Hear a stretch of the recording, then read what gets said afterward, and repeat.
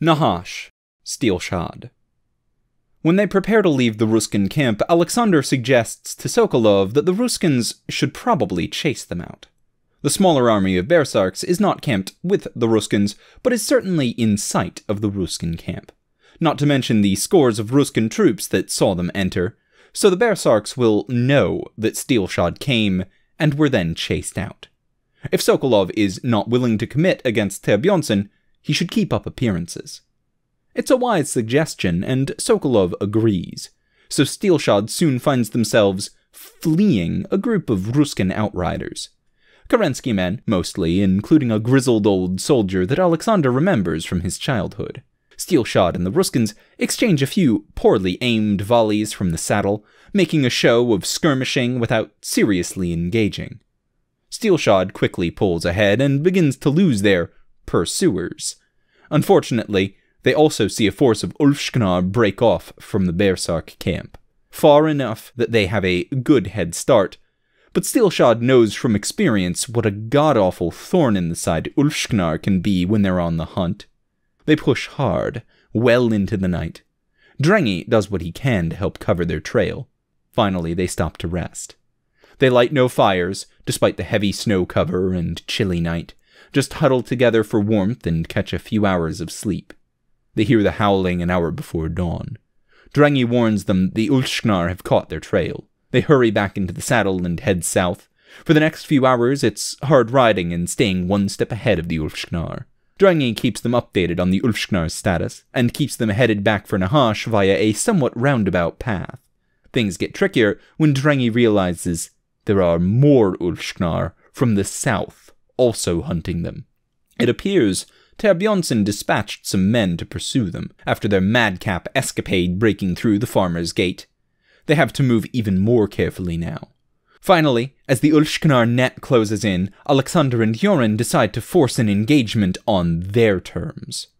Drengi takes advantage of the mixed Ulfsknar forces to start inserting howls of his own into the communications, grouping the Ulfsknar up near a good ambush site along a shallow ridge, with a small copse of trees below. It works beautifully, and they ride out from cover along the ridge. Dylan, Anatoly, Levin, Joran, Evan, and Gerald can all deliver almost as much ranged hurt from the saddle as the main archer contingent can manage on foot, and Dylan these days even has a ranged fire maneuver that allows small units to focus down enemies, while Michel adds some sling stones, Luke and Orson add supplemental bow fire, and even Alexander dusts off his hunting bow and takes a few shots. A few of the Ulfsknar take cover in the copse, but most suffer in the open. Some Steelshod, especially Alexander, Luke, and Leon, quickly transition to melee as they crash into the dazed and wounded Ulfsknar. The others switch hit between ranged and melee as needed, and a few, such as Dylan, stick to shooting them from the back of the column.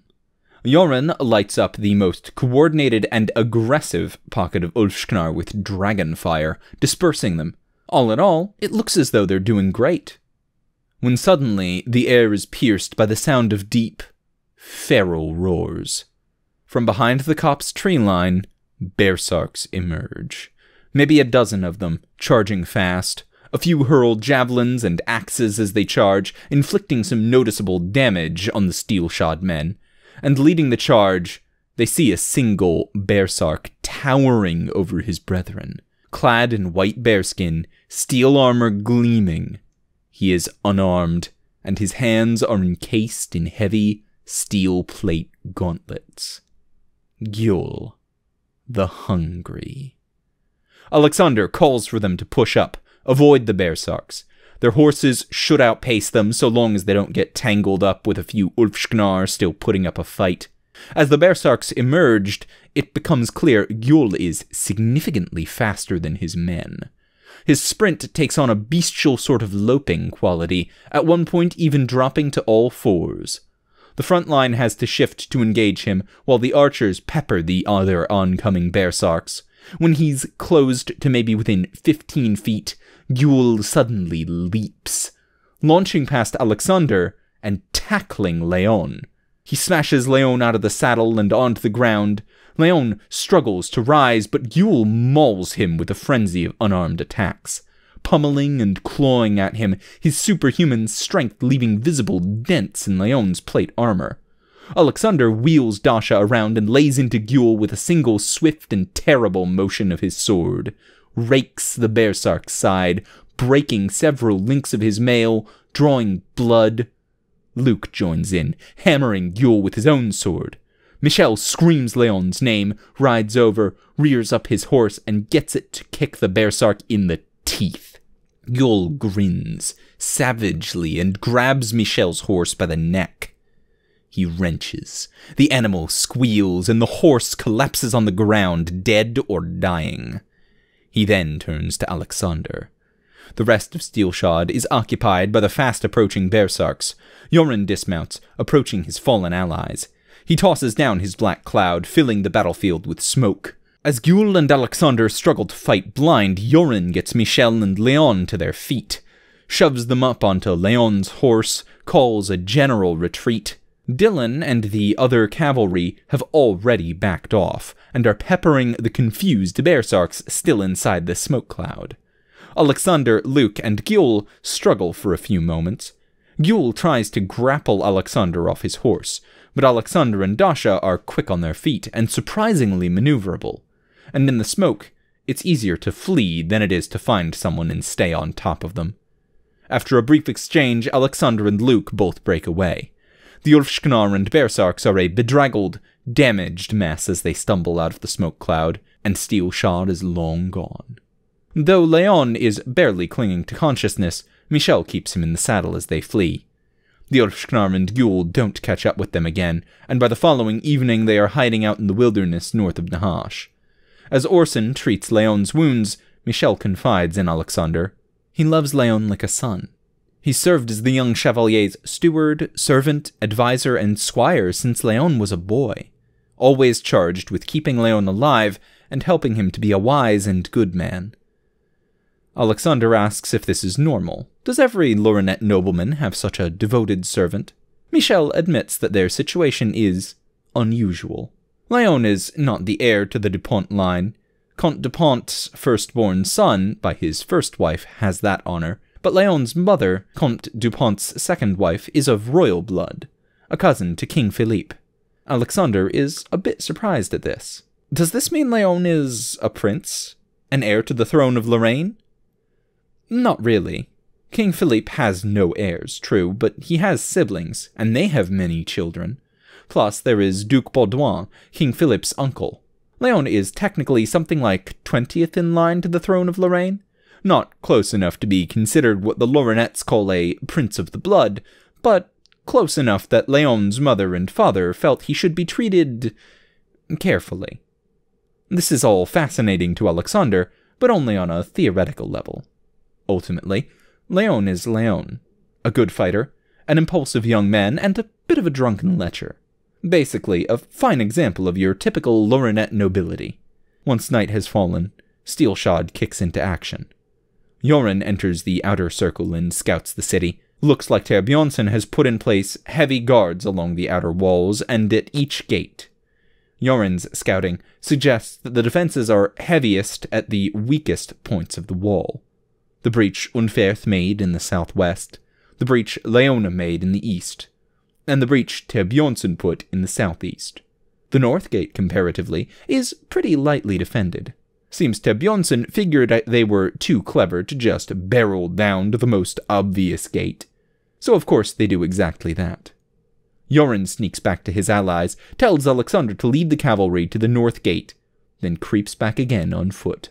Jaspar and Varley have been watching for their return, and when they spot Alexander and the Steelshod cavalry riding down towards the north gate, they rouse the troops. Leona once again leads out a good-sized force. Alarms begin to sound as both the Steelshod foot in the middle circle and the Steelshod cavalry in the outer circle are spotted. Yoren pops up among the Sephardic troops on the wall above the north gate, stealthily killing a number of them before they finally catch on. Then, dancing around them, using the wall paths as choke points and generally making fools out of them. Reinforcements come from both sides, as Sephardic and Castilian sentries rush along the wall ramparts to try to stop Alexander's charge. Leona and her team begin securing the gatehouse and get the gate opened just in time. Alexander and the cavalry come riding through. The fighting continues, growing fierce. Steelshod archers are hammering the walls from below or trying to get a vantage. A few sporadic melees spring up as some of the Svards reach the gate. Yoren is still up on the wall, and a few of his comrades are joining him. When they see a large contingent of Vartror moving up along the top of the wall from the west, the Vartror begin putting the hurt on Steelshod down below, so Yoren gets their attention with a few arrows of his own. That's when he spots the biggest Vartror he's ever seen. The man is a beast, as tall and broad as a brown bear bearsark, but clad all in black. Not just his skin, but his leather garb, even his iron armor is painted black. His bow is huge, and he looks at Yoren with a feral, hungry smile. The Svards, and you, dear reader, know him as Asmundr, Blood Drinker, one of Gjul's finest, and nearly as bloodthirsty and deranged as his master. Yoren puts an arrow in Asmundr's shoulder, a good hit, but the Vartror seems unperturbed. Yoren ducks behind a low cover of the battlements, but it doesn't much protect against archers on the same wall. Then Asmundr knocks a long, heavy arrow, takes sight, and lets fly. The arrow slams into Yoren's face with a sickening force. There are cries as Steelshod both above and below the walls see this happen. Alexander's eyes are wide, his mouth shut, as he sees the black wizard flop back against the wall, motionless. Yoren's face is drenched in blood, and a long black arrow protrudes directly out of his left eye socket. Thank you for tuning in to Steelshod, a series by Mostly Rights, narrated by Taleforge. You can find every chapter in text format, as well as character sheets, setting information, maps, and rule documents on the Steelshod tabletop system in the link below. If you'd like to support the channel, you can pop down to the description and use the Patreon link for recurring donations, the paypal.me link for one-time donations, the Teespring link for shirts with the incredibly cool background art by Nobody, or use the DriveThruRPG affiliate link the next time you're looking to try a new system.